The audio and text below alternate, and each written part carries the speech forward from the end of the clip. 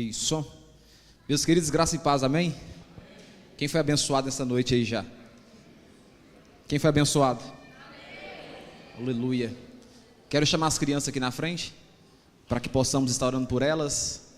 As laninas, as crianças bonitas. Segurar meu copo, não vocês derramam meu notebook. Como é que é? Você vai sortear? Quero chamar, vem cá, Sara, fazer uma oração por essas crianças em nome de Jesus.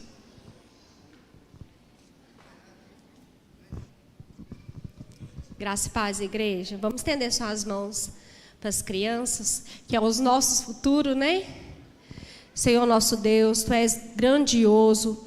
Senhor, eu quero pedir pela vida de cada criança que está aqui, Senhor, que o Senhor possa abençoar as meninas, que sejam mulheres abençoadas por Ti, os meninos que são homens abençoados por Ti, Deus, que o Senhor possa proteger e derramar a Tua unção e a Tua bênção, que o Senhor possa acalmar e que quando eles for lá para cima, eles possam receber de Ti, em nome de Jesus, amém. Aleluia. Já pode ir para a salinha sem correr, em nome de Jesus. Pode para a salinha, meu bem. Meus amados, nós temos uma Bíblia aqui, que o Ministério de Obreiro doou, para poder fazer um sorteio. E eu queria ver quem está aqui na igreja, que não tem uma Bíblia. Levanta a mão para me ver. Existe alguém aqui nesse recinto, que não tem uma Bíblia? Não, você tem, Arthur, seu pai tem um caminhão de Bíblia. Existe alguém que está visitando a igreja aqui hoje, que não tem uma Bíblia? Levanta a mão para me ver. Todo mundo tem Bíblia? A senhora não tem uma Bíblia? Então a igreja está te ofertando uma Bíblia hoje, Ministério de Obreiro. Vem cá receber essa Bíblia. E ela é chique, ó senhor. Coisa boa. Tira uma foto, ele é multimídia aqui. Vem cá, Magela. Deus abençoe, minha querida. Pediu o senhor ontem. Pediu o senhor ontem. Fala aqui com o microfone. Pedi ele ontem que eu queria uma Bíblia que tinha a letra maior, porque eu não enxergo direito. Tira uma foto com o Magela aí. Deus responde oração, amém? Aleluia. Meus amados, que noite abençoada, hein? Que louvor, que presença do Espírito Santo. Quem está sentindo aí? Vamos orar um pouquinho, para voltar esse clima gostoso que estava, né, não, Léo? Você pode curvar sua cabeça aí e vamos orar? Põe um fundo para nós e Pedrão. Pai, nessa noite nós queremos continuar ouvindo a tua voz, assim como nós ouvimos aqui através das canções que foram cantadas. Nós queremos dizer que a causa, o motivo que nós estamos aqui hoje, é por causa do Senhor. Não é pelo pastor, nem pelos ministros, nem pelo louvor, mas é para ouvir a tua voz falar no nosso coração. Por isso, nessa noite, nós ouvimos através das canções que foram cantadas aqui e sentimos a tua presença, mas queremos ouvir agora direções para as nossas vidas através da palavra. Que o Senhor continue ministrando ao nosso coração durante a palavra que vai ser falada aqui nessa noite. Que não seja uma vontade minha, mas que seja uma ação do teu Espírito Santo sobre a minha vida nessa noite, em nome de Jesus, amém e amém, para a glória de Deus Pai. Queria que vocês abrissem a Bíblia de vocês, em Mateus capítulo 26, versículo 36, Mateus 26, versículo 36, tem pão que eu não prego na sede, né? Só no sol nascente. Vai rolar uma música de fundo aí, Pedro? Tá ajeitando aí já. Mateus 26, versículo 36. Eu quero ler com você esse texto e depois nós vamos, no decorrer da palavra aqui, meditando e tirando algumas verdades. Olha, eu tenho uma palavra de Deus para o seu coração nessa noite, amém? Essa palavra falou demais comigo e eu quero compartilhar, porque a primeira palavra trata a gente, né? Mateus capítulo 26, versículo 36. Todo mundo encontrou? Amém? O texto segue dizendo o seguinte: e em seguida Jesus foi com eles a um lugar chamado Getsêmani e disse aos discípulos, aos que o seguiam: sentem-se aqui enquanto eu vou ali orar.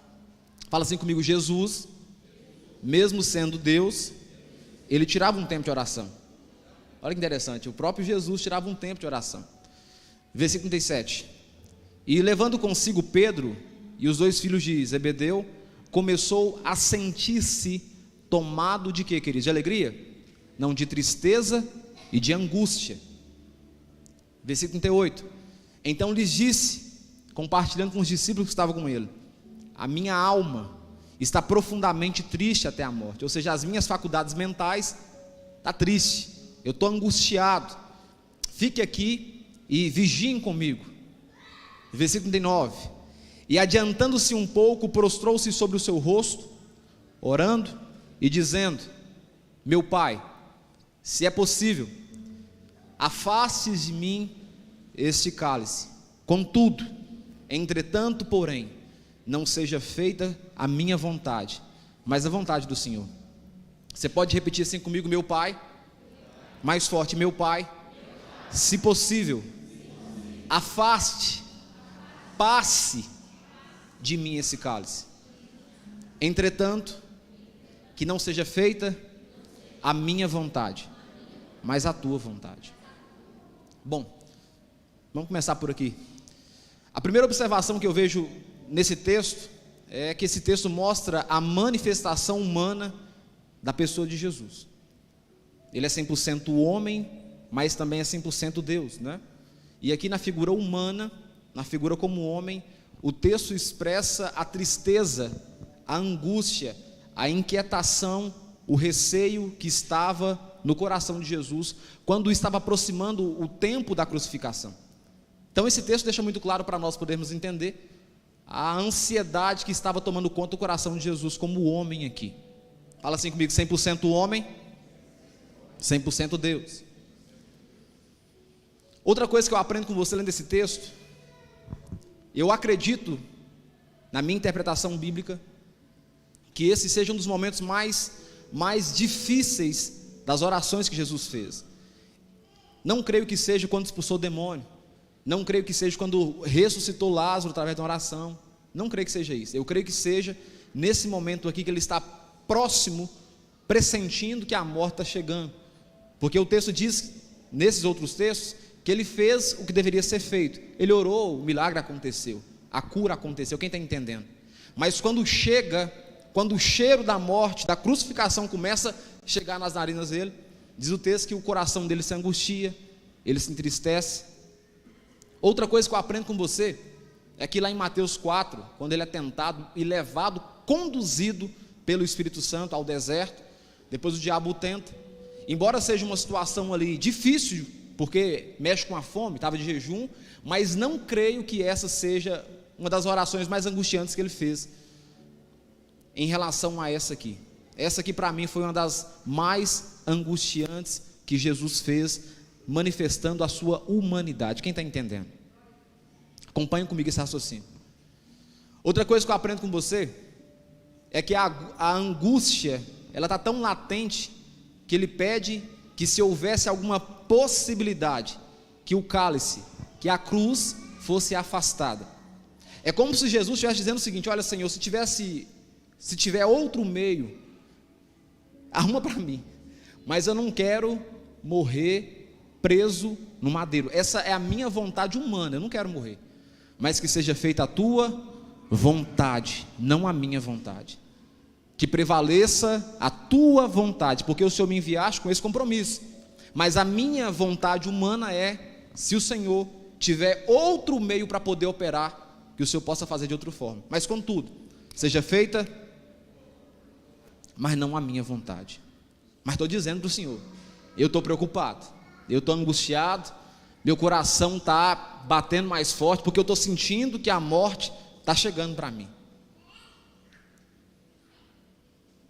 Partindo de um pressuposto, meus irmãos, que não existiu ou não existirá alguém que pudesse ocupar o lugar de Jesus na cruz do Calvário, ele teve que aceitar a condição de crucificado, e se fazer, não era, mas se fez pecador, para que houvesse redenção e acesso a Deus mais uma vez. Fala assim comigo: Jesus não foi pecador, mas se fez pecador, em detrimento, em resgate das ovelhas que se perderam.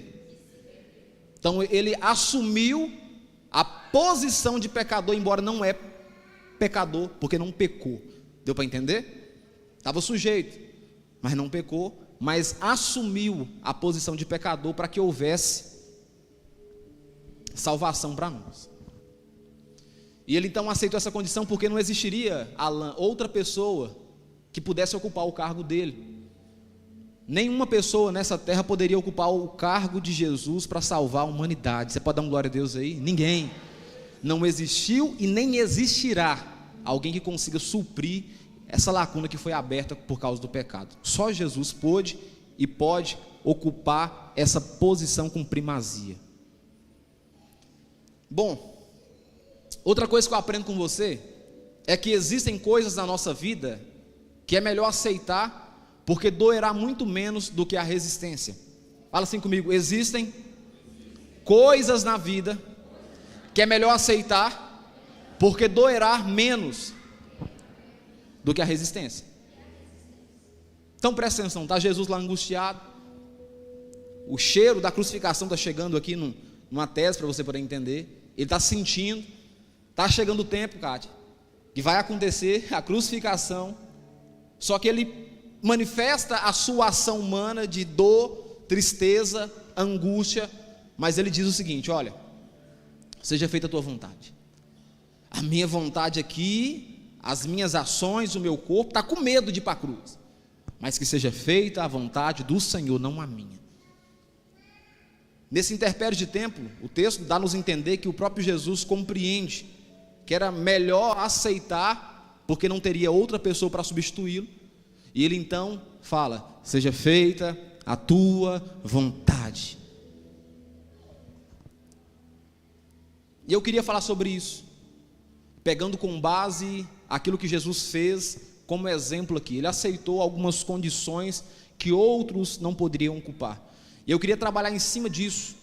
Fala assim comigo: eu preciso aceitar, porque doerá menos.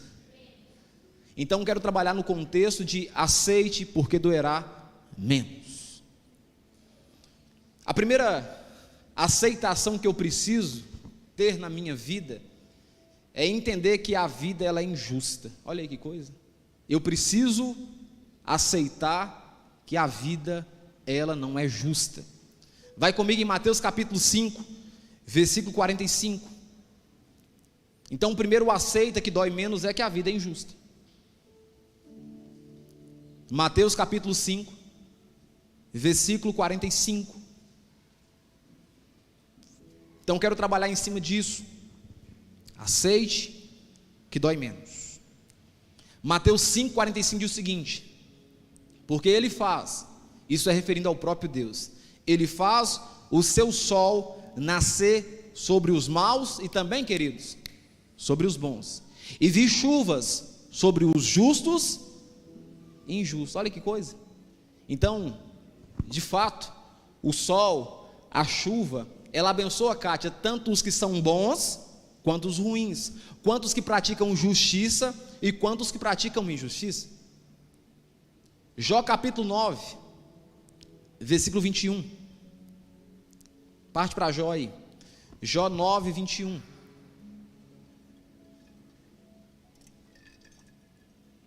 Jó 9, 21. Olha o que o homem reto, íntegro, temente a Deus e que se desviava do mal fala aqui em Jó capítulo 9, versículo 21. Ele fala isso porque de fato Deus havia falado isso sobre ele: eu sou íntegro, mas não me importo comigo, não faço caso da minha vida. Para mim é tudo a mesma coisa, pois por isso digo, ele destrói tanto o quê? Os íntegros como os perversos. Se um flagelo, uma dor, mata de repente, ele rirá do desespero dos inocentes. É claro que Jó está manifestando também a sua humanidade. Tinha perdido o quê? Filhos, pô. patrimônio, o cara estava falido. E aqui ele revela então aquilo que estava no coração dele, mesmo sendo íntegro, e Deus dizendo que ele era íntegro, ele fala: poxa, Deus ele faz algumas coisas que eu não consigo entender. Primeira coisa que eu aprendo com você: a vida é injusta, irmãos. A vida é injusta. Você pode repetir isso comigo? Fala assim: a vida é injusta. É injusta, Valmir. Pessoas boas morrem e pessoas ruins permanecem muito tempo sobre a terra. A vida é injusta. Não tem essa justiça pautada numa lógica, porque a vida é injusta. Então a primeira condição que eu quero que você entende para aceitar, para doer menos, e estou falando não no sentido pejorativo, mas no sentido de você compreender a vida para viver mais leve, é aceitar que a vida ela é injusta. Quem está entendendo? Pessoas boas sofrem por acontecimentos ruins, e pessoas ruins passam por momentos bons. Quem aqui já perdeu o emprego de forma injusta? Levanta a mão para me ver. Quem aqui já perdeu o emprego de uma forma injusta? Você é desonesto? Você é avacaiado? Não, está vendo? Pessoas boas sofrem com coisas ruins. E em contrapartida também, pessoas ruins, acontecem coisas boas com elas. Porque o mesmo sol que nasce para os bons, nasce para os ruins também. Quando eu começo a entender isso, naturalmente eu tiro uma responsabilidade de colocar a culpa em Deus quando as coisas acontecem ruins. Quem está entendendo? Naturalmente, o ser humano em si, ele procura terceirizar uma culpa. Ele procura um causador. Então ele sofre e logo ele não entende que o sofrimento é por causa de uma estação da vida, e ele procura alguém para jogar aquele peso. E geralmente roda em todo mundo e cai na onde? Em Deus. Como é que pode? Como é que Deus permite isso acontecer comigo? Eu ando certo, eu sou dizimista, eu vou na igreja, eu participo, eu estou na intercessão, eu estou envolvido. Como é que pode Deus permitir isso acontecer comigo? Olha aí, eu terceirizando uma culpa e colocando em quem? Em Deus. Outra coisa que eu aprendo com você: mesmo servindo a Deus, mesmo sendo honesto, mesmo dizimando, mesmo ofertando, mesmo orando, mesmo jejuando, as intempéries da vida está suscetível a quem tem vida. Tem vida, Kátia, tem problema. Pode dar muito certo agora e amanhã dá muito errado. Quem está entendendo, meus irmãos? Não tem uma garantia que tudo é perfeito, tudo é certo. Cadu, quando você começou a viajar lá, foi tudo certo? As portas foram abrindo assim de tudo uma vez? Ou muita porta foi fechada na sua cara? Por quê? Porque essa é a vida natural de homens pecadores. Outra coisa que eu aprendo com você é que pessoas boas com grandes projetos morrem antes mesmo, sem terminar esses grandes projetos.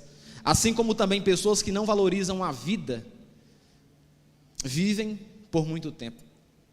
Eu ouvi dizer uma vez um livro que o cemitério é o lugar mais rico que existe na face da terra, porque lá está cheio de sonhos, projetos, ideais, princípios, ideias que não foram aplicadas aqui na terra. Pessoas morreram ali e carregaram, Valmir, curas de doenças, soluções de problemas, tudo ali. Por quê? Porque a vida pega os bons e os maus. Quem está entendendo aí? Segunda coisa que eu aprendo com vocês, sobre o aceita que dói menos. Fala assim comigo: eu vou. Fala seu nome: eu vou, Ravani. Fala seu nome: eu vou, Ravani. Eu vou errar. Olha aí, você vai errar. Cristiano vai errar, Pedro Vitor vai errar, Pastor Ravani vai errar, Magela vai errar. Nós iremos errar em algum momento. Mateus capítulo 7, versículo 1.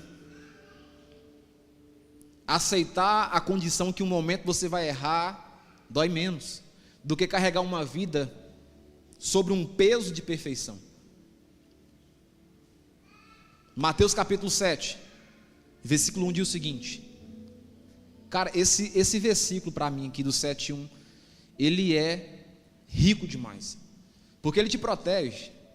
Ele revela para você uma realidade exposta sobre as condições humanas. Porque o texto diz o seguinte, olha, não julguem, não apontem. Por quê? Para que vocês não sejam julgados. A orientação aqui é muito clara, Júlio. O texto está dizendo para não julgar, porque vocês, em algum momento, vai errar. Então, olha, não julguem, para que vocês não sejam julgados. Pois com um critério, com um jeito, com a forma, com a fala, com que vocês julgarem, vocês serão julgados. E com a medida com que vocês tiverem medido, vocês também serão medidos. Porque você vê o cisco no olho do seu irmão, mas não repara na trave que está no seu próprio? Ou como você dirá ao seu irmão, deixe que eu tire o cisco do teu olho, para que você tenha uma trave no seu próprio...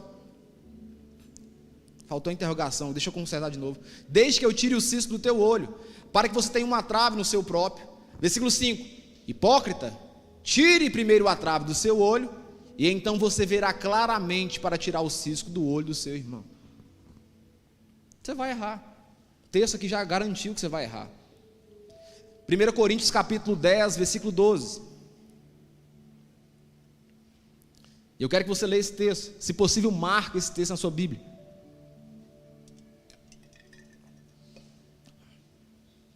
Primeira Coríntios capítulo 10, versículo 12. Todo mundo encontrou? Está aqui no Data Show? Dá para vocês lerem embaixo? Vamos ler no 1, 2, 3, vamos lá? 1, 2, 3.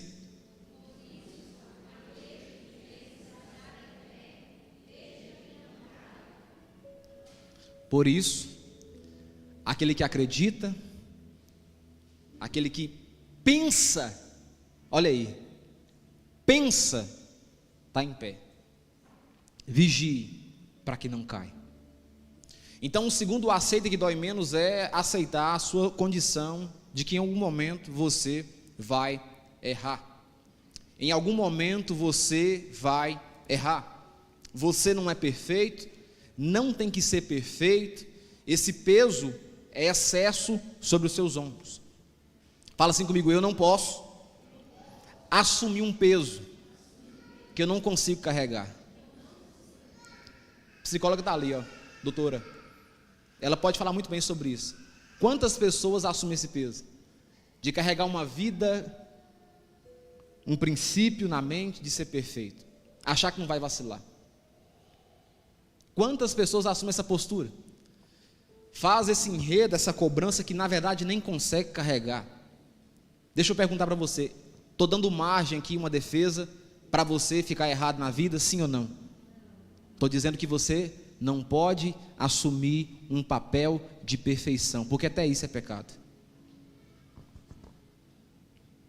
Outra coisa que eu aprendo com você, que eu escuto muito,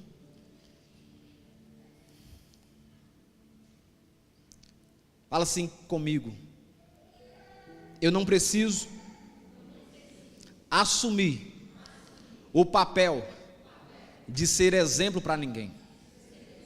Não sou Jesus. Não sou Jesus. Eu não sou Jesus, não. Agora, contudo, a minha vida precisa ser exemplo. Eu estou dizendo que eu não posso assumir, Júnior, o papel de me tornar exemplo, esse peso para as pessoas, mas contudo, a minha vida precisa ser um exemplo a ser seguido. Quem está entendendo aí? Diga um glória a Deus.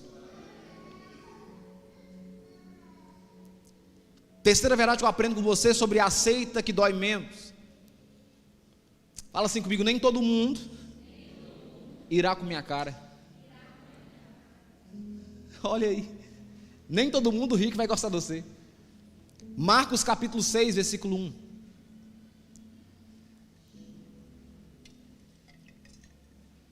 Nem todo mundo vai gostar de você. Nem todo mundo vai com sua cara. Isso não é pecado. É direito da pessoa não ir com sua cara. Não é? Marcos capítulo 6, versículo 1. Olha o que diz: tendo saído dali, Jesus foi para a sua terra, e os seus discípulos o acompanharam. Chegando o sábado, ele começou a ensinar na sinagoga, e muitos, ouvindo, se maravilhavam, dizendo: de onde lhe vem tudo isso? Perceba que o texto diz, olha, muitos, não todos. Então, muitos se maravilharam com Jesus ensinando, mas não todos que estavam ali ficaram felizes ou alegres com aquilo que Jesus estava ensinando.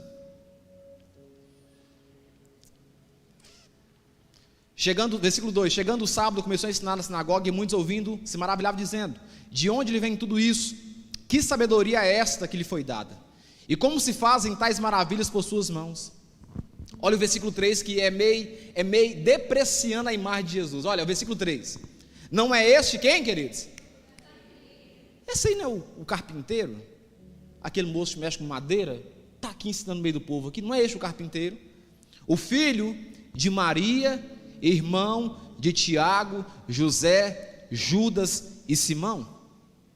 As suas irmãs não vivem aqui entre nós? Não é gente simples, gente do povão? Está aqui ensinando na sinagoga? Esse cara é do povão, o povo dele é aquele povo lá, ó, Maria, José, os irmãos dele está dando para entender? E o texto segue dizendo: e escandalizavam-se por causa dele. Aquilo causava nas pessoas escândalo, porque Jesus, gente simples, filho de José, carpinteiro, mexe com madeira, está aqui no meio do povo ensinando. Tanto mestre aqui reunido, ele está aqui ensinando, Jesus.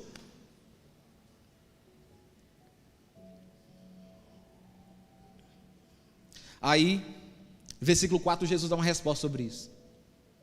Jesus, porém, lhes disse, Valmir: nenhum profeta é desprezado, a não ser na sua própria terra, na sua própria casa, entre os seus parentes e na sua casa. Jesus diz o seguinte: olha, quando eu saí para pregar para os outros lugares, todo mundo me recebeu o quê? Bem. Mas quando eu chego no meio dos meus, há uma rejeição, inclusive da minha casa, inclusive dos meus irmãos, por parte de mãe. Atos capítulo 23, versículo 12. Então, nós vemos a figura de Jesus aqui sendo rejeitado no meio dos que conheciam ele. Olha o que diz Atos 23, 12. Puxa, chama a atenção vocês conversando aí, Ana. Estou vendo vocês conversando aí. Atos 23, 12. Olha o que diz: quando amanheceu, os judeus se reuniram e juraram que não haviam de comer, nem beber, enquanto não matasse Paulo. O que Paulo tinha feito para esse povo querer matar ele? Nada, estava pregando o evangelho, ensinando. Resolveu, depois de um encontro com Jesus lá em Atos, no capítulo 9, mudar a sua vida, ensinar agora a palavra de Deus, e agora ele vai de canto em canto sendo missionário, pregando a palavra. Só que a revolta do povo nasce contra Paulo a ponto de querer o quê? Matar Paulo. Por quê? Pregando o evangelho, está ensinando sobre Jesus. Está aqui Paulo e Jesus. Os dois eu aprendo que nem todo mundo foi com a cara deles. Então não adianta eu pensar que todo mundo irá com a minha cara nos dias de hoje. Quem está entendendo? Então tem coisa que é melhor se aceitar. Sabe por quê? Se você ficar tentando agradar todas as pessoas, você não vai viver, você vai apenas existir nessa terra. Não é todo mundo que vai com a sua cara. Você não conseguirá agradar a todos, então se policie, mas não seja também ingênuo de se anular por causa das outras pessoas. Em contrapartida, eu não posso usar essa prerrogativa agora para ser qualquer, sabe, ter qualquer comportamento. Está entendendo, Rick? Eu só preciso entender que eu não vou conseguir agradar todo mundo. Alguém, em algum momento, em algum contexto, não vai com minha cara, e isso não é pecado, porque a pessoa não foi com minha cara. Ela simplesmente não quis ir com minha cara e pronto, acabou, e fim de papo. Está entendendo?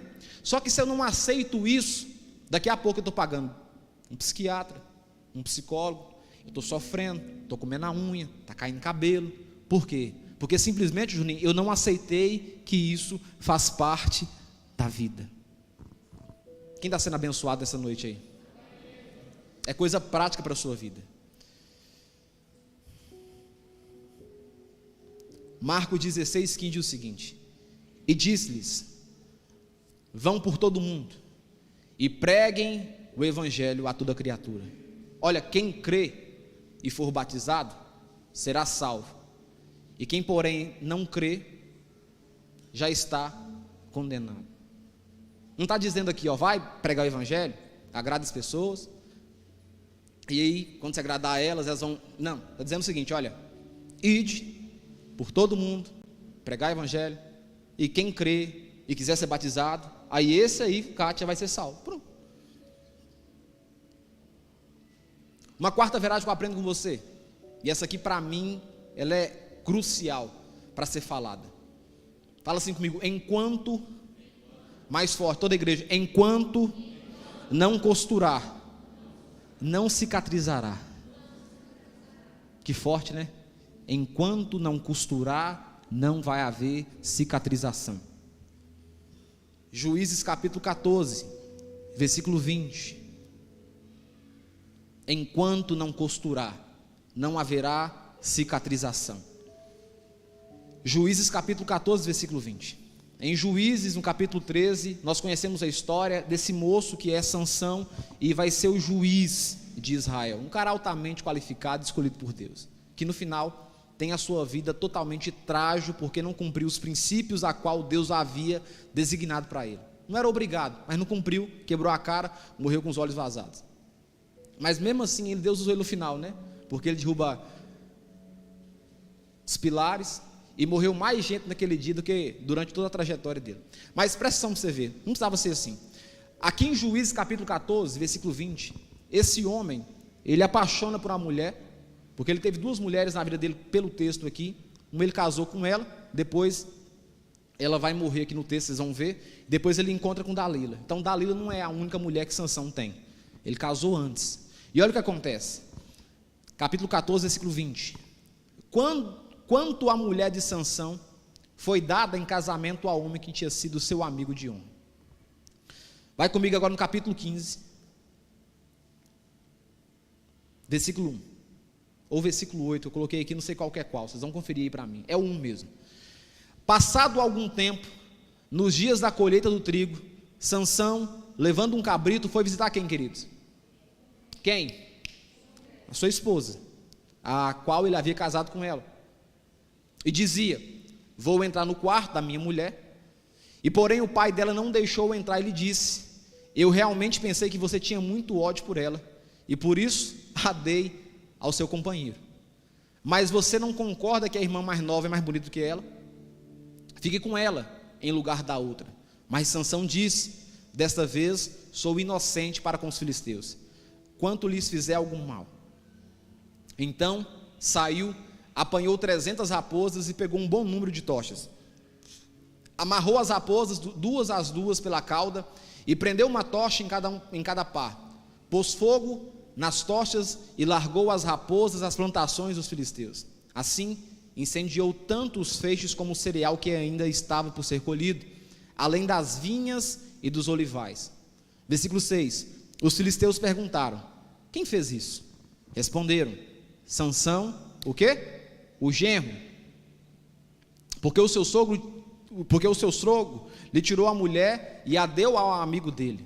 Então os filisteus foram e queimaram a mulher e o pai dela. Olha aí que coisa pesada. Versículo 7. E Sansão disse a eles: se é assim que vocês fazem, não desistirei enquanto o quê? Não me vingar. E ele os atacou com fúria, matando muito deles. Depois desceu e habitou numa caverna da rocha de Etã. O Eta, tanto faz aí. O que eu aprendo com você? Enquanto não costurar, não cicatrizará. Perceba que o texto nos mostra a entender que não foi Sansão que causou a destruição do casamento, e sim seu sogro, que pegou e fez ele casar com a filha casar com outro moço lá. E por causa disso houve uma revolta, Sansão põe fogo na seara, e o que acontece é que o povo vai e mata a sua esposa. Deu para perceber que ele não tem culpa nenhuma no término, nas ações que aconteceram no casamento dele? Percebeu, Kátia, que o texto deixa isso? Ele é refém aqui. Então, só que enquanto ele não costurou, não estancou. Perceba que depois disso, o tanto de morte que aconteceu, porque Sansão não costurou aquilo que aconteceu, que não dependia praticamente dele. Quem está entendendo que nesse caso aqui ele era inocente, levanta a mão para me ver. Ele era inocente. O que eu aprendo com você? Relacionamentos, meus irmãos, estão sujeitos a darem certo e a darem.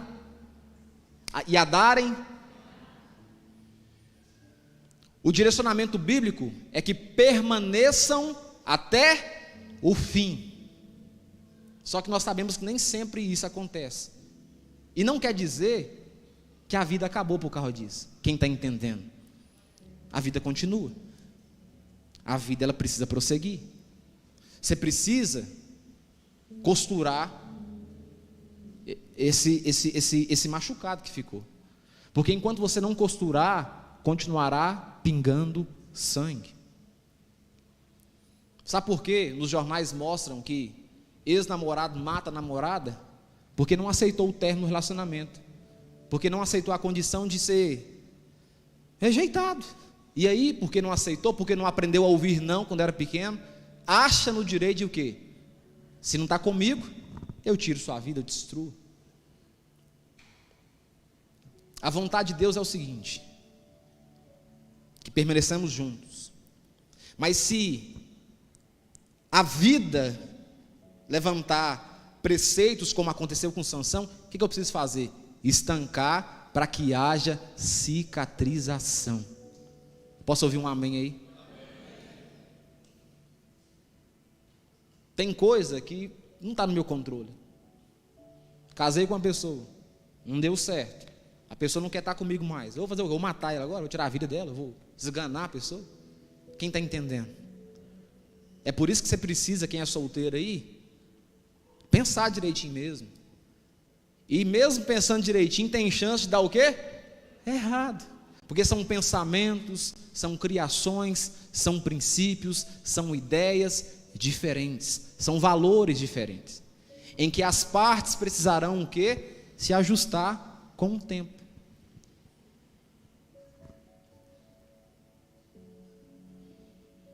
Isso é interessante de aprender, sabe por quê? Porque isso aqui te faz você ficar mais com o pé no chão. Hoje mais cedo eu aconselhava uma moça aqui no gabinete, e na conversa que nós tivemos ela disse o seguinte para mim: pastor, eu estava conversando com os meus pais sobre o meu relacionamento, e pastor, eu tenho certeza que meu namorado, foi Deus que deu ele para mim, ele escolheu para mim sim a dedo. E eu, como é que é isso? Eu perguntei a ela: Deus então escolhe pessoas umas para as outras? Aí ela: uai pastor, eu tenho certeza que Deus escolheu para mim. Eu falei: então beleza então. Mas se amanhã, minha querida, der errado? E se pode acontecer uma tragédia, um acidente, ele partir, você vai ficar agora o resto da vida sozinho? Como é que é? Quem está entendendo o que quer dizer? Eu falei com ela que Deus, ele direciona, ele abre as vistas, ele dá a percepção, mas na minha visão eclesiástica, Deus não fala assim: ó, você vai casar com fulano de tal. Ele te dá o quê? Livre arbítrio. Estou dizendo isso, Juninho, porque se eu estou afirmando que Deus escolhe pessoas, então quem casou, Deus errou? Quem largou, foi Deus que errou? Se o casamento frustrou, então foi Deus que errou naquele casamento? Você está entendendo o que eu quero dizer aqui nessa noite? Quem está sendo aqui abençoado por Deus? Uma quinta verdade sobre a aceita que dói menos. Fala assim comigo: eu mudei e continuarei mudando. Eu mudei e continuarei mudando. Romanos capítulo 12, versículo 2.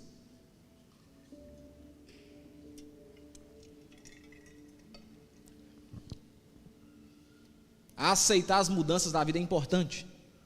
Muita gente não aceita e se prende no tempo. Romanos 12, 2 incentiva para que haja uma mudança, principalmente do quê? Da mente. Olha o que diz: e não vos conformeis a este mundo, mas transformai pela renovação da vossa mente, para que o que? Experimenteis qual seja a boa, agradável e perfeita vontade de Deus. O ser humano está em constante mudança, e entender isso acarreta em sofrer muito menos. Você mudou, o seu corpo mudou, as suas ideias mudam, os seus pensamentos mudam. Entender isso é importante demais. De vez em quando a gente vai na praia fazer uma corrida, muito tempo que eu não corro na praia, estou até gordinho, precisando até correr na praia, e eu tenho minha cabeça assim, eu fico meio filosofando sozinho, e às vezes eu vejo uma pessoa com a idade avançada, com roupinha de menina de 18, 20 anos, logo eu penso que aquela pessoa não entendeu que o tempo passou. O tempo passa, até a roupa precisa ser o quê? Mudada, está na Bíblia isso. Não pode costurar pano novo em roupa o quê? Velha. Aceitar as mudanças que você sofrerá com o tempo é importante. A sua mente muda. Quem aqui, meus irmãos, depois da pandemia, mudou muita coisa em casa, no trabalho? Levanta a mão para me ver. Muita coisa mudou. Inclusive o ensino hoje mudou. Não tinha faculdade de Direito online, não. E hoje tem aula de Direito online. 2017 não tinha isso, não. Podia procurar. Não existia faculdade de Direito com ensino híbrido, presencial e online. Aí você vê, mudou. Teve que mudar. Ou mudava, ou as faculdades o quê? Faliam, porque ninguém podia estar presencial na faculdade. Está vendo? As coisas mudam o tempo todo. Essa parede que já foi preta, já foi verde, já foi azul, já foi roxa e está preta de novo. As coisas mudam o tempo todo. Aceitar isso é importante. Dói menos. Pode ser que hoje estou com cabelo aqui e amanhã eu fico careca. Está entendendo? Aceitar as condições do tempo é importante, meus irmãos. Muita gente sofre, entra em dívida alta, sabe por quê? Porque não aceitou as condições do tempo. Tinha um padrão de vida, tinha uma condição, o tempo chegou, bagunçou tudo, e a pessoa então o quê? Pensa com a mesma cabeça da condição de antes.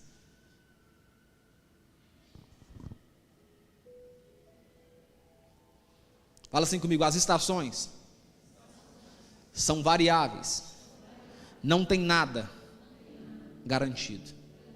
Sexto ponto: as estações são variáveis, não tem nada garantido. Quem aqui já viajou para a praia, estava aquele solão mais bonito do mundo, daqui a pouco cai uma chuva, você gastou o ano todinho juntando dinheiro para ir para a praia curtir, chega lá, Fernando, todo alegre, com as marmitas, com ovo, com farofa, daqui a pouco cai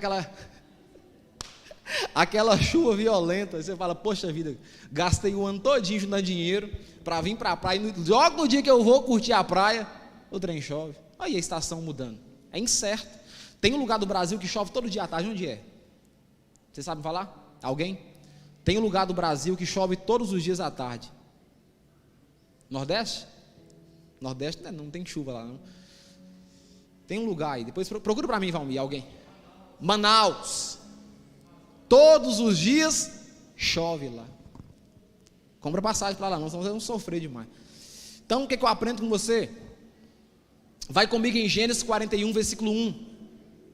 Gênesis capítulo 41, versículo 1. E esse conselho aqui eu quero dar para a sua vida. Guarda isso aqui para você. Principalmente você que encontra uma condição hoje boa. Guarda isso aqui, ó. Gênesis 41, versículo 1. Olha o que diz: passaram 2 anos completos, Faraó teve um sonho, e eis que estava em pé junto ao rio Nilo. Do rio subiam 7 vacas de boa aparência e gordas, e pastavam no meio dos juncos, em outras traduções, no meio dos castiçais. Após elas, subiam 2 do rio, outras 7 vacas, de aparência o que, queridos? Feia e magras, e pararam junto às primeiras, na margem do rio.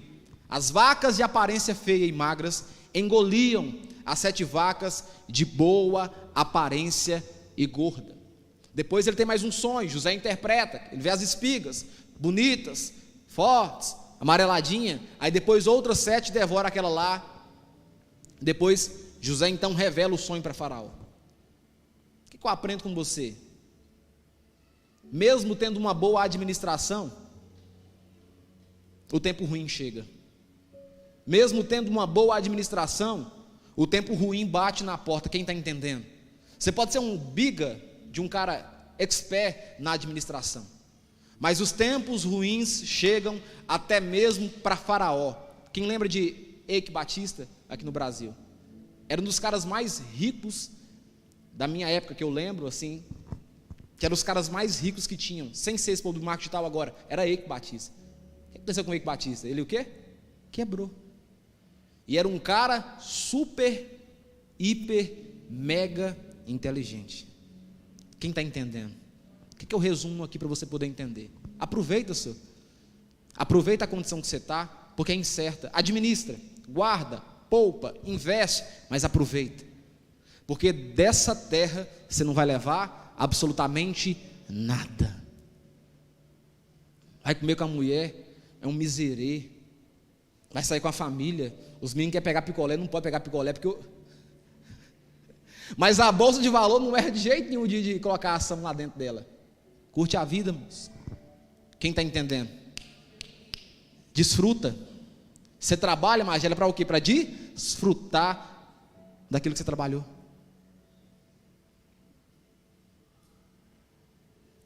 Viva. Usufrua o máximo que você puder. As variáveis, elas existem. E nem sempre existirá um José perto de você para te contar: vaca magra está chegando. Nem sempre, Fernando, vai ter um José perto de você para te falar com você: ô Fernando, olha, aproveita aí, porque as vacas magras estão chegando. E olha que interessante, tinha um homem de Deus lá envolvido no meio, tinha gente que servia a Deus lá, e as vacas magras chegou para os bons e para os ruins também, que servia a Deus. Quem está aprendendo alguma coisa aqui? Outro ponto, e esse aqui é muito forte para mim: aceita que dói menos. Deus não é obrigado a te abençoar o tempo todo. Fala assim comigo: Deus, o meu Deus, não é obrigado a me abençoar o tempo todo. Não é. Deus não é abençoado, Deus não é obrigado a me abençoar o tempo todo. Provérbios capítulo 13, versículo 11 diz o seguinte: meu filho, não rejeite a disciplina do Senhor, nem se aborreça com a sua repreensão. Se Ele repreende, é porque em algum momento Ele faz o que com você? Ele puxa sua rédea, Ele te aperta. Porque o Senhor, mesmo punindo, mesmo repreendendo, Ele faz isso porque Ele o quê? Ele ama você. Você pode dar um glória a Deus aí? Até a repreensão do Senhor é envolvida com amor. Assim como um pai repreende o filho e quer o seu bem. O que eu aprendo com você? Quem ama, quem obedece aos preceitos de Deus, passou e passará por lutas e provas. Você que está me ouvindo aqui nessa noite, você passou e passará por lutas e por provas. Isso não quer dizer que Deus te abandonou, que esqueceu de você ou que não te ama. Isso quer dizer que Deus ama você e por isso, por amar você, Ele permite que você passe por lutas e por provas, porque não tem como o ferro ser afiado se não passar uma lima nele. Quem está entendendo? Então até mesmo as provações da vida, elas são importantes para você amadurecer e ter credibilidade para poder administrar as coisas. Tem um dedo de Deus em tudo, tem um toque de Deus em tudo, tem um cuidado de Deus em tudo, mesmo que a gente não consiga entender.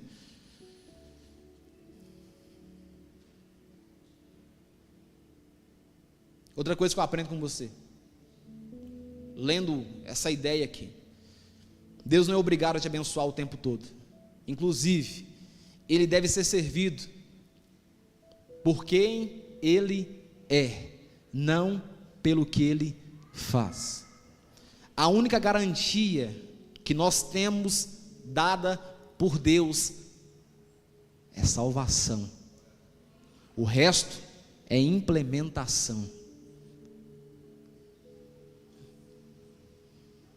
Dando certo, eu estou com Ele. Dando errado, eu tenho que estar com Ele. Portas abrindo, eu tenho que estar com Ele. Portas fechando, eu tenho que estar com Ele. O tempo todo, eu preciso estar debaixo da destra de Deus. Para onde nós iremos, irmão? Para que canto? Para que lado nós vamos? Servir a Buda? A Ganesha? Para onde nós iremos? Se somente Ele tem palavra de vida eterna.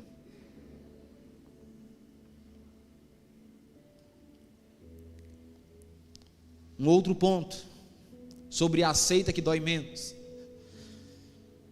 não crie expectativas. Fala assim comigo: eu não posso criar expectativas, nem para cima nem para baixo. Não cria expectativas, apenas viva. 2 Reis capítulo 5 versículo 9: então Naamã foi com seus cavalos e seus carros e parou à porta da casa do profeta Eliseu. E Eliseu lhes mandou um mensageiro dizendo: vá e lave-se 7 vezes no Jordão, e a sua carne, a sua lepra vai ser restaurada, e você ficará limpo. Mas Naamã ficou o quê? Indignado, e se foi dizendo: pensava eu que ele certamente sairia para falar comigo, ficaria em pé e invocaria o nome do Senhor seu Deus, e passaria a mão sobre o lugar da lepra e restauraria o leproso. Por acaso não são Abana e Farfá, rios de Damasco, melhores que todas as águas de Israel? Será que eu não poderia me lavar neles e ficar limpo? Deu meia volta e foi embora muito irritado. Esse texto é muito claro, que mostra que Naamã criou uma expectativa por ocupar um cargo de importância e de excelência no contexto que ele vivia. E ele diz o texto que ele pensava que o profeta iria até ele, o trataria como ele estava acostumado a ser tratado, bajulado. Ele pensou que o profeta chegaria perto dele, Juninho, e daria para ele, sabe, uma honraria por ele ocupar um cargo muito importante. E ele quebrou a cara, porque criou expectativa. E se não tivesse um servo lá para falar com ele: meu chefe, meu general, se o profeta não tivesse pedido algo muito pior de ser feito, o senhor não faria? O que é que custa o senhor ir lá e fazer o que o profeta falou? Aí, por causa dessa palavra, Naamã vai, e o que acontece? Ele fica limpo da lepra. Criou expectativa.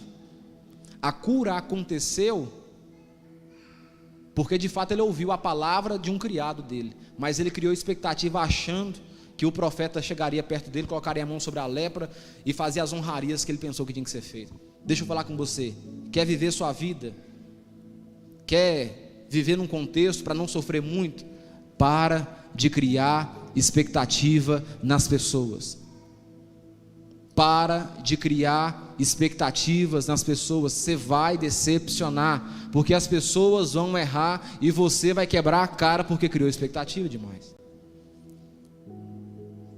Isso é um peso.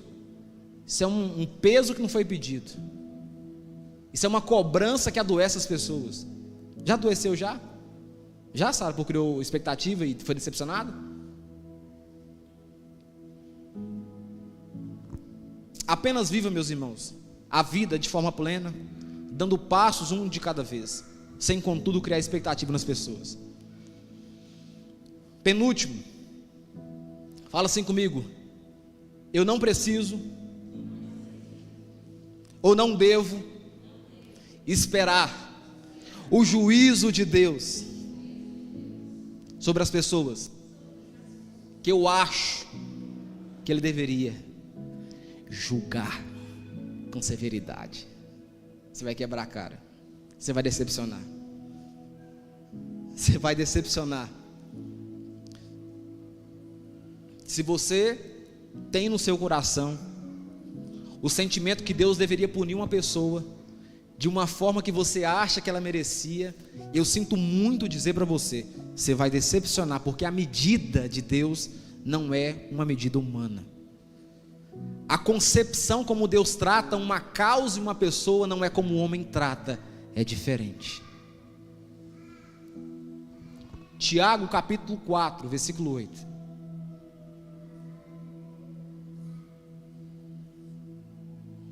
Diz o seguinte: olha, cheguem perto de Deus, e Ele se chegará a vocês. Limpem as mãos, pecadores, aqueles que erraram algo, aqueles que erraram. E vocês que são indecisos, purifiquem o coração. Olha, reconheçam a sua miséria, lamentem e chorem, que o riso de vocês se transforme em pranto, e que a alegria de vocês se transforme em tristeza. Humilhem-se diante do Senhor, e aí Ele vai o quê? Te exaltar. Então aquele que acertou, aquele que errou, se cumprir tudo isso aqui, Deus o quê? Vai exaltar. Atos capítulo 17, versículo 30.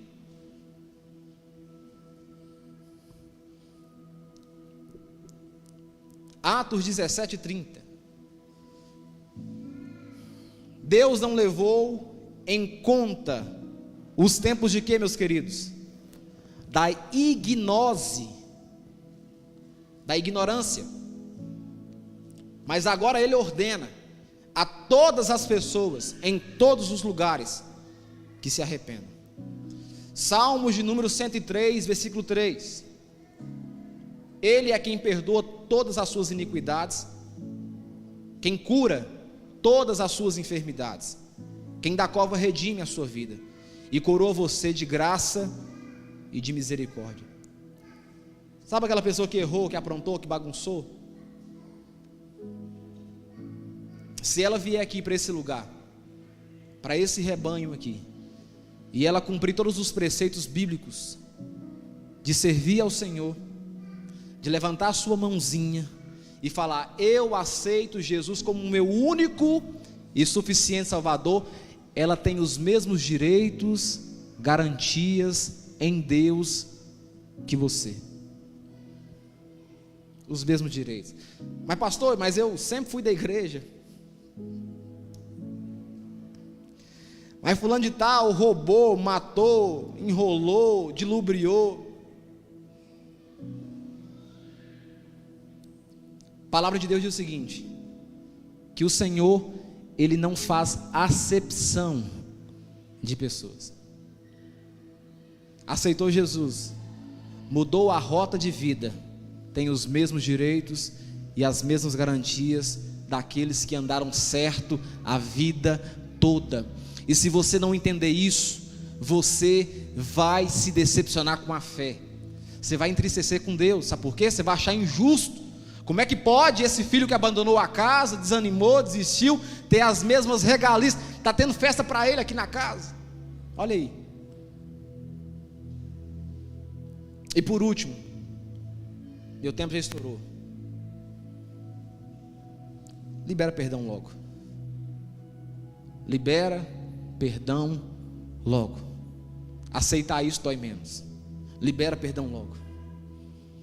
Mateus capítulo 6, versículo 14 diz o seguinte: porque se perdoarem aos outros, louvor por gentileza, porque se perdoarem aos outros as ofensas deles, também o Pai de vocês que está no céu perdoará vocês. Se porém não perdoarem aos outros as ofensas deles, também o Pai de vocês não perdoará as ofensas de vocês.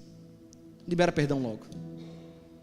Perdoar é de fato exercer uma perda, é aceitar que você tinha razão, tinha direito, mas você escolheu abrir mão do seu direito e da sua razão.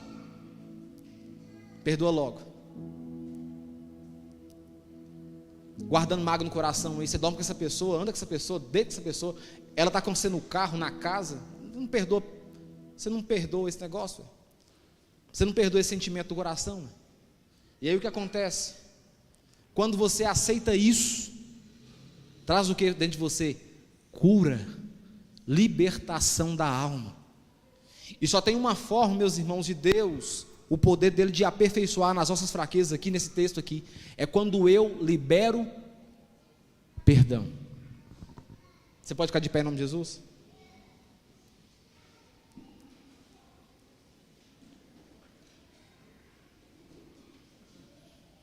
Quem foi abençoado essa noite?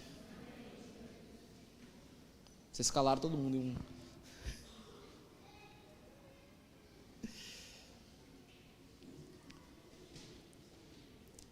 Oh, aleluia.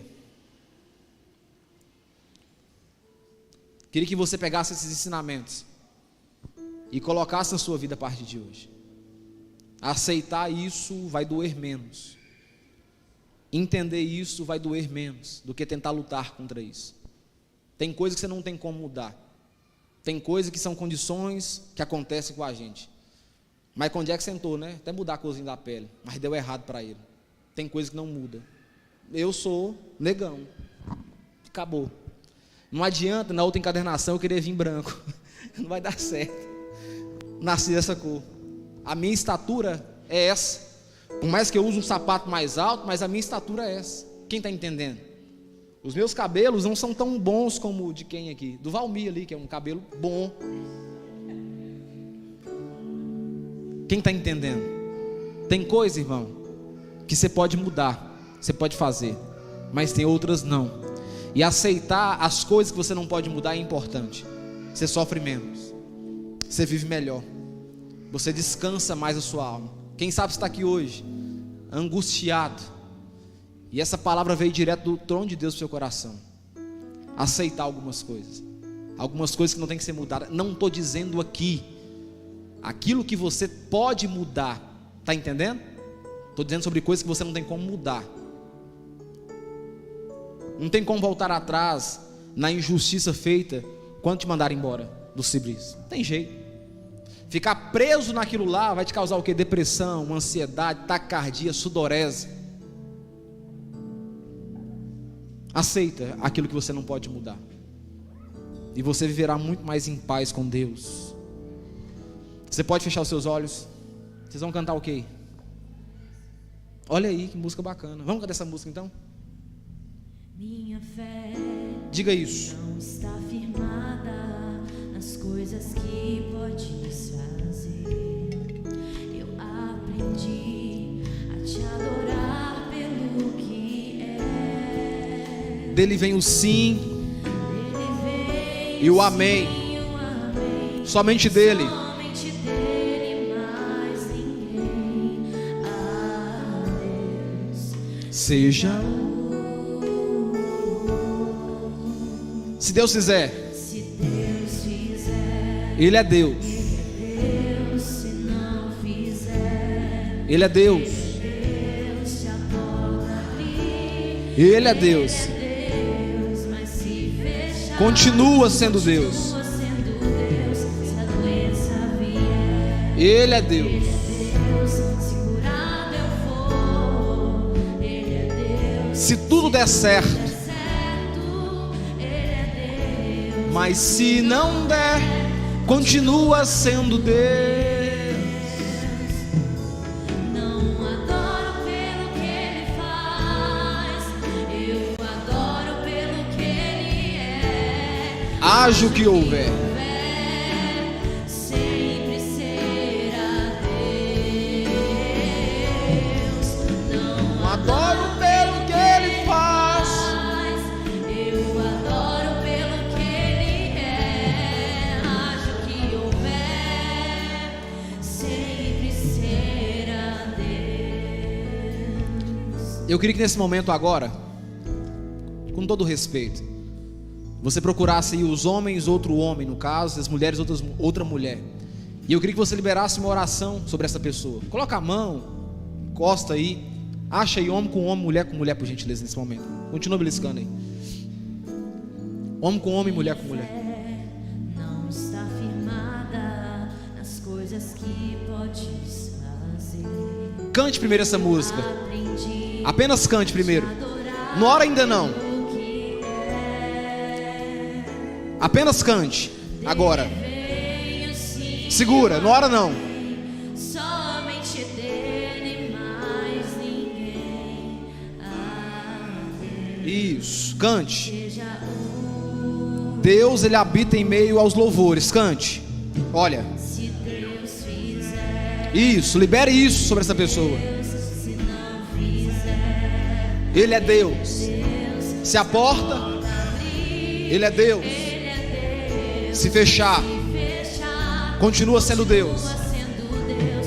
Se a doença vier, Ele é Deus. Se curado eu for, Ele é Deus. se tudo der certo, Ele é Deus. Mas se não der, Continua sendo Deus. sendo Deus. Eu não adoro pelo que Ele faz. Adoro pelo que Ele faz. Eu adoro porque eu conheço Ele. Que eu amo Ele. Por quem Ele é. Que houver, sempre será Deus. Isso.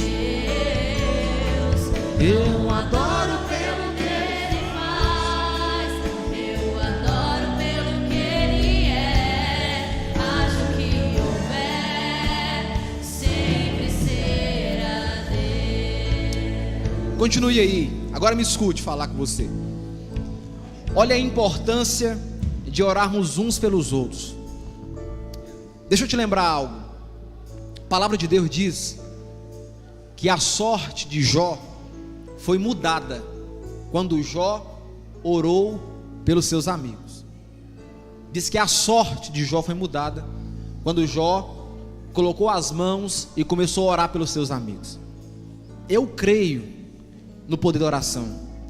Por mais que a ciência, os conceitos, os pensamentos tente quebrar, eu acredito no poder da oração. Então eu queria que nesse momento agora você orasse por essa pessoa. Queria que você liberasse palavras de vida sobre essa pessoa. Feche os seus olhos. Coloque a mão, o número 1 primeiro aí. Depois eu vou pedir o número 2 para orar por outra causa. Mas ora sobre essa pessoa aí, ministrando cura sobre ela, interna, para que a palavra ministrada aqui hoje encontre espaço no coração dela. Então você aí que é o número 1, ore por essa pessoa agora nesse momento. Fala claro, pode orar. Fala claro. Deus, eu estou orando por essa pessoa aqui nessa noite agora. E eu quero pedir que o Senhor, através do Teu Espírito Santo, coloque a mensagem que foi ministrada aqui hoje sobre esse coração, para que essa pessoa não sofra, para que essa pessoa aprenda a viver de acordo com a Tua vontade. Deus, eu libero, ora sim, de forma nítida, clara, para Deus poder ouvir essas palavras. Deus não tem dificuldade com sinceridade. Deus não tem crise com sinceridade. Oh, aleluia. Oh, aleluia. Oh, Deus, ouve a oração desse homem. Ouve a oração dessa mulher. Ouve a oração desse pai de família, dessa mãe de família. Muda a sorte dessa pessoa aí. Oh, aleluia. Nós cremos no poder da oração. Oh, aleluia. Nós estamos num culto racional, mas mesmo assim nós cremos no poder da oração. É uma ação sobrenatural. Nós cremos. Aleluia. Aleluia. Agora o número 2 aí, você. Eu quero que você ore por essa pessoa que você recebeu oração, para que a unção, a oração que ela fez por você, que ela receba uma porção dobrada. Coloca a mão sobre essa pessoa e continua orando por ela. Fala: Senhor, ela ministrou sobre a minha vida aqui, palavras de vida, mas agora eu quero retribuir essa oração, que o Senhor multiplique as bênçãos. Ora, faça isso. Deus, nós queremos nesse momento agora, através da oração, continuar liberando vida. Esse homem e essa mulher recebeu gratuitamente uma oração de bênção, e a nossa retribuição agora é orar também por essa pessoa, pedindo para que a bênção do Senhor, aquilo que ela orou para mim me abençoando, recaia sobre ela em uma porção dobrada. Aleluia, aleluia, aleluia, oh aleluia, aleluia, aleluia, glória a Deus. Essa luta me matar. Estamos acabando já o culto. Por mais pressão que seja a situação, abraça essa pessoa aí e volte ao seu lugar. Mais uma vez eu tenho.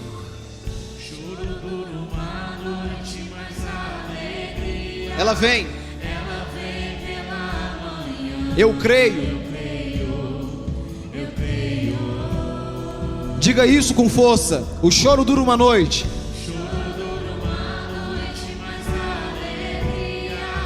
Ela vem pelo amanhã. Eu creio. Eu creio. Diga isso. Que a figueira não floresça, que não haja fruto na vide, que o produto da oliveira minta. Todavia me alegrarei, todavia me alegrarei, Todavia me alegrarei.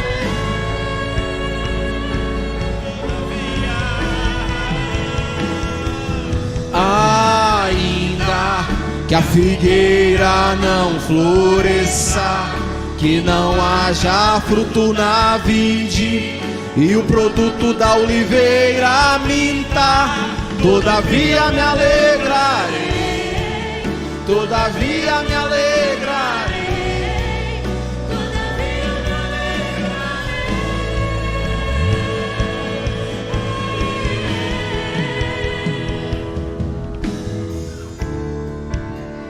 Aleluia, aleluia. Eu creio, eu creio. O choro dura uma noite, mas a alegria ela vem pelo amanhã. Eu creio, eu creio.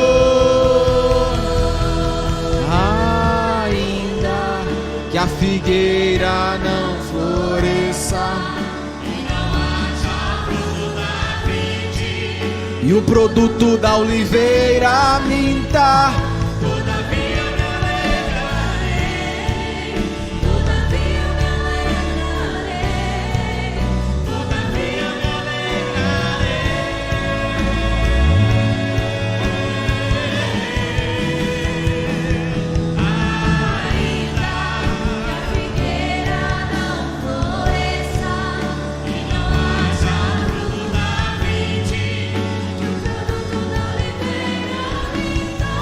todavia me todavia me alegrarei,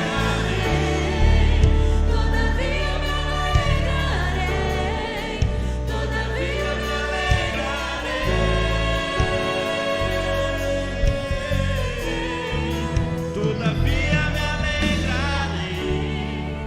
todavia me alegrarei, todavia me alegrarei, todavia me alegrarei. Aleluia. De forma nítida, Senhor, nós ouvimos o Senhor hoje falar nessa casa, e somos gratos ao Senhor porque mesmo sendo falho, fraco, miserável, o Senhor continua falando conosco. Isso demonstra o amor do Senhor para conosco. Apesar de nós, o Senhor continua falando com a gente. Por isso, nessa noite, nós queremos pedir que tudo aquilo que foi falado hoje encontre espaço no nosso coração. Queremos ter os pés firmados na palavra, na rocha que é o Senhor, mas sem contudo sofrer muito na mente, no físico e no espiritual. Queremos ler a tua palavra e aprender com os homens que erraram, para que possamos alcançar a direção certa no Senhor.